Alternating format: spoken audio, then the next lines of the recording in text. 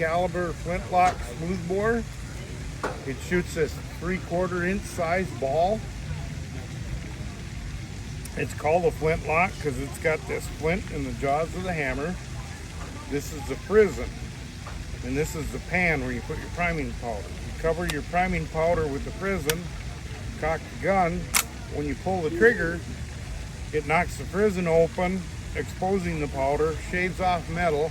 That's what the sparks are, is hot metal. It'll flash, and then the flames go into the side of the barrel. There's a little hole here called a touch hole or a vent hole. That'll set off the main powder charge. So the military, when they would load, they would take one of them paper cartridges and tear it with their front teeth. If they didn't have their front teeth, they couldn't be in the military. So you'd peel that off. You would prime the gun first. That's a little much. But anyway, that's where the term lock and load comes from. So then the rest of the powder would go down the barrel and the ball and the paper and the whole works. I'm going to run that down, and then I'm going to run a wad down on top of it.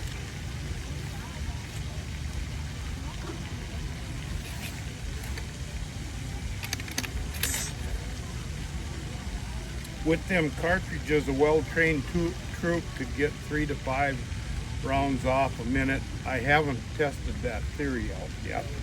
You need a belly box though, don't you, to test it properly? A belly box? Yeah, the belly box with the holes. I have one at home. Yeah. I have and then I have a bayonet too. So, if I did everything correctly, this should go boom, just like. Where did you put the ball in? I did not put the You ball in. didn't put a ball in? No. Okay. They complain about that out in the parking lot. Okay. Okay. Fire in the hole.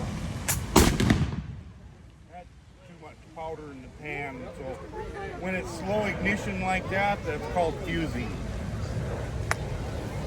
It's the strongest, could probably throw the spear the furthest, but the atlatl was the great equalizer because anybody could throw the spear with great force now because you have a lever.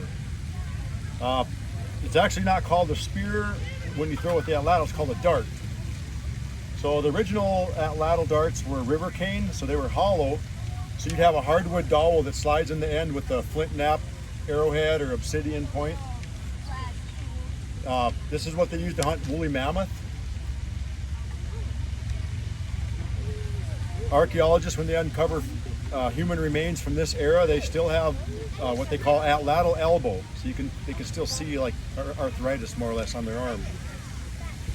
So somebody that's skilled in it can probably throw it about 95 miles an hour, not I.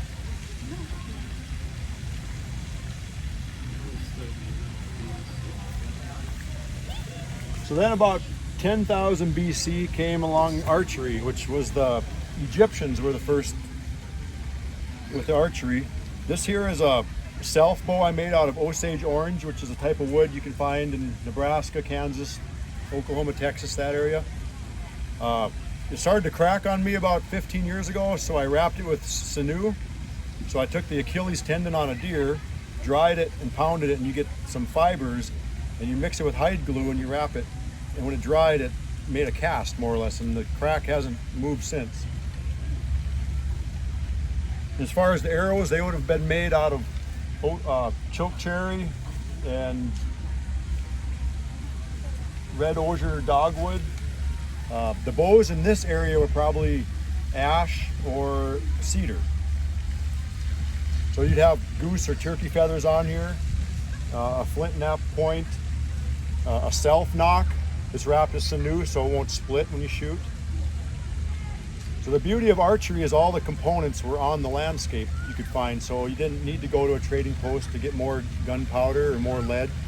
You could just get more sinew for making a string, and make all your components. And as far as rate of fire, muzzle loader you could probably load every 30-45 seconds if you're fast. Something like this you could probably load in 5 seconds.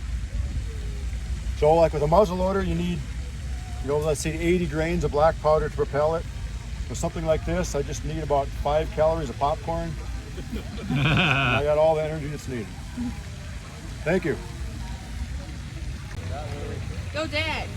So most people only do it the end of for some reason, you almost have to go it higher. Yeah. So that what I said. Straight at it, well, then you're just going down here. You almost kind of got to arc it a little bit. And then this finger, you got to hold it. Oh, it's start, yeah. I hope he doesn't hurt himself. That's like that. Okay, there you go. So right at the last moment, like,